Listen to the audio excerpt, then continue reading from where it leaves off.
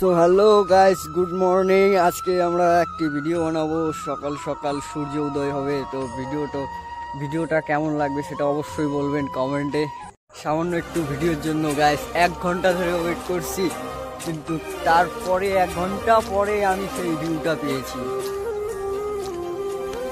1 ঘন্টা ওয়েট করতে হয়েছে গাইস, 1 ঘন্টা, অ্যাকচুয়ালি বেশি হবে 1 ঘন্টার থেকে।